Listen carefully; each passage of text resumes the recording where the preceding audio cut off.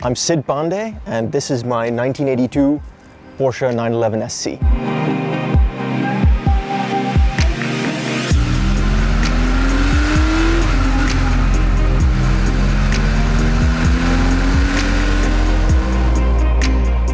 I have been into cars ever since I was a child. I wasn't into cars as much till the age of about 11, and then I fell into it headlong. I started paying more attention to the supercars, and of course, growing up in Dubai, that was something that you saw everywhere. I actually credit my cousin for getting me into classic cars. And back then, the classic car scene wasn't that big, but he used to take me to shows and everything, and he had a few classic cars of his own. He used to always give me a ride in them. Just the smell, the noise, the experience altogether, I dove in headfirst. There's no better way to put it. I came to America in 2013. I came to Wisconsin, actually, University of Wisconsin-Madison, to do my undergrad. I did 4 years of that, and then came to Los Angeles to do my master's at USC. The car scene back home doesn't really compare to the car scene here. I mean, this place is probably 10 times more active, more diverse, more enthusiastic as compared to the car scene back home. I can't say too much because the car scene back home is growing. The car enthusiasts at home are definitely keeping an eye on what's cool, what's new, and they're getting into classic car culture more and more. But SoCal car culture is like no other, and I'm truly honored to have been a part of it.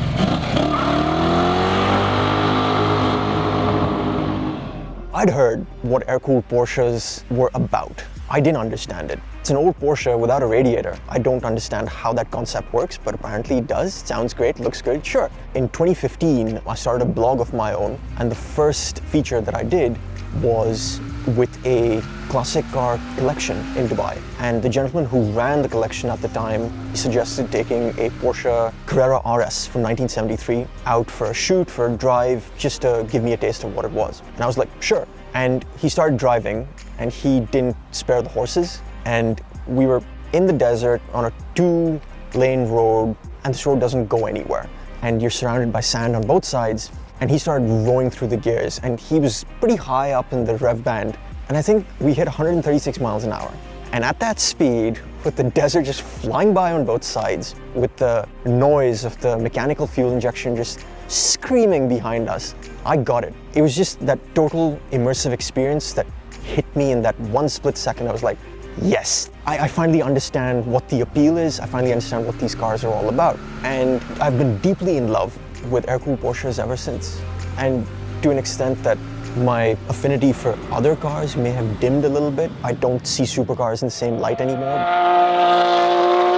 I moved to LA for university, and I didn't have a vehicle. And SoCal is one of those magical places where the weather is just perfect and the car culture exists in such a way that you can daily drive a classic car 365 days a year. And I started looking for an air-cooled car, and it had to fit a few parameters. It had to be something that was reliable, so I could daily drive it every day. It had to be something that fit a certain budget. Air-cooled cars were going crazy at the time, and I was not interested in paying crazy prices, for sure. I couldn't afford stuff like that. And it needed to be the perfect intersection between classic looks and an analog feeling machine, but having the basic modern amenities that one enjoys in a car. And that squarely landed me on the 911 SC from 78 to 83. And I sat down with a gentleman named John Benton of Benton Performance in Anaheim. He's got an air-cooled shop, and he builds 912s, 356s, and 911s as well. And I'd met him a few months previously, done a feature on my blog. So I sat down with him, literally over a burger and a beer, and I was like, Mr. Benton, I'm looking for an air-cooled car, I'm looking for an SC, and I need your help. He's like, okay. So he asked me a few questions, he sussed out exactly what I was looking for, and then by the end of dinner, he had showed me 2 cars. One was a black car. The second car that he showed me was this beauty, and it was in Idaho. And he was like, go check out the car, a buddy of mine is selling it. It's an honest car, it's a driver, it's not perfect, but I think you'll like it. And so a couple of weeks later, for the first time, I got on a flight and went to see a car.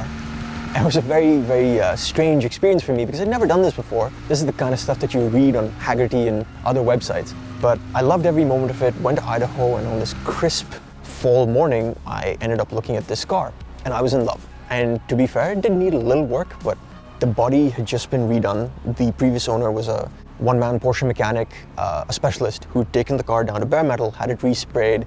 The engine was in good condition. It did have quite a few miles on it, but still ran well. So I was smitten, and I said, all right, we shook hands, and I want to say about 3 weeks later, after some work had been completed, the car landed in SoCal.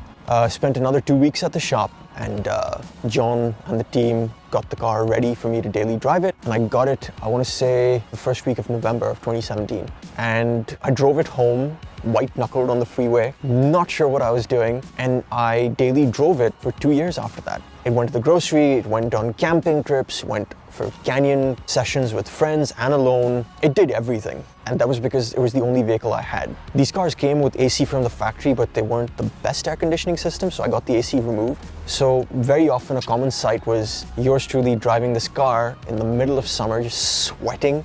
It's been a lot of fun ever since. It's not been perfect. I've lost sleep over it countless nights over one little thing that's driving me up the wall and just can't get it out of my mind. Every so often, you drive in the city and it starts irritating you and you're like, forget this. I need to have some fun with it. 15 minutes on a twisty road and I come back and I've got a 1,000-watt smile and I feel really good and I'm like, yes, this is what it's all about.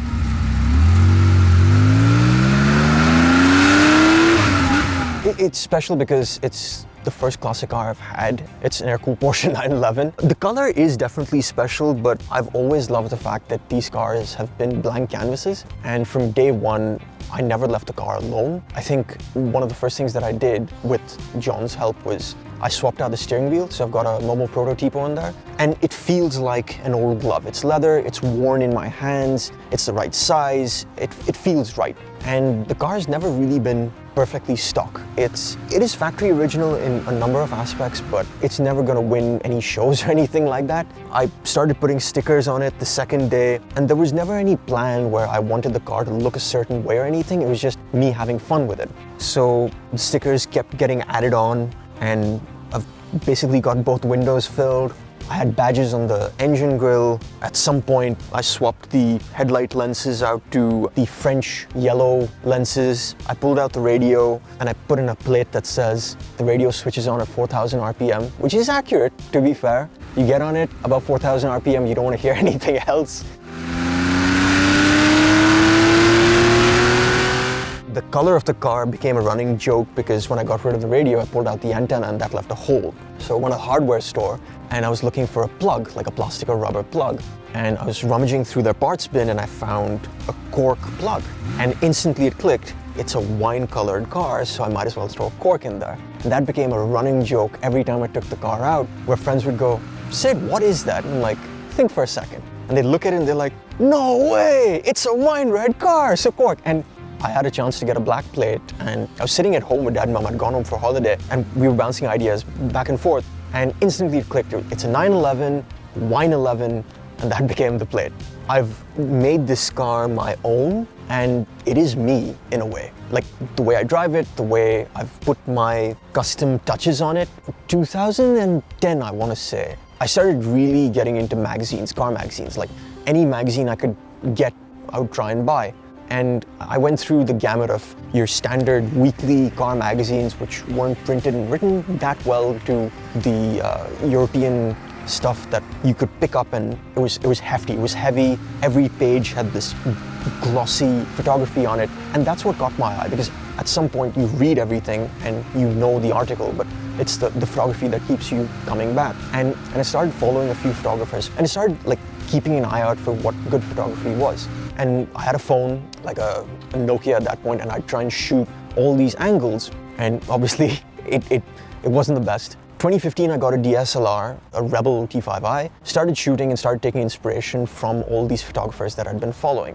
And I haven't looked back ever since. It was only afterwards that I thought about it, that the fact that you can take a photograph and freeze time forever, that blew my mind. But initially it was just a way to pass time in a productive manner by pressing a button and shooting what I liked. And I started out with cars. I still shoot cars, but at some point where I was hanging out with people in SoCal, car friends and the people who enjoy these machines, I started pointing my camera at these car people. It was never photography where I stopped people and said, okay, now pose with your car and I'm going to take a photograph. It was, I'd sneak around, try and get candid shots, and the expressions you get were phenomenal. So that's kind of led into my love for photography, and I hope to never not have a camera by my side. I have to leave the US pretty soon. I've spent the last 7 years here, and it's been absolutely fantastic. I graduated from USC last year, and the government basically gives everyone who's got a student visa a year to find a job, to get some experience, and to be a productive member of society, which I think is great. And I did that. I found a job, and my employer applied for the H-1B work visa, and things were going great. And earlier, I want to say a month and a half ago, the government decided to put that work visa application process on hold. So that meant that 1-year extension period that I had has come to an end, and I've got 2 months to leave. At the end of August, I'll be saying bye to SoCal, at least for the foreseeable future, and I'll be heading home. One way or another, I will find my way back to the US and to SoCal. I've got a number of friends over here. My experiences, my memories from here have been really, really great, and that's the bulk of what I'm taking back to Dubai with me. It's funny, I got into 4-speed films because I was spending a lot of time on YouTube during the 2 months last year after graduating when I was unemployed. And YouTube took up a lot of my time. Just watching 4-speed films, the grassroots nature of the way that Ben basically interviews people, and the aspect of Ben working on his cars, getting his hands greasy, and most importantly, being a young guy who's already immersed in this culture and is actively trying to bring it to more people his age. I think that's a lesson that a lot of people can learn from. And that's a page that I think a lot of people need to take from your book and run with, because you've got a lot of people into Lamborghinis and Ferraris, but at the same time, there aren't that many people who are working on these cars. And maybe starting from a grassroots level with a classic car. I mean, all classic cars are not expensive. There are a number of cars that can be had relatively inexpensively, and you can enjoy them. You can have fun with them, and at the end of the day, they put a smile on your face. The kind of joy that you get, you don't really get anywhere else. It's hard to say, but I definitely encourage anyone who's watching this to take that leap of faith and jump into a classic car and have some fun.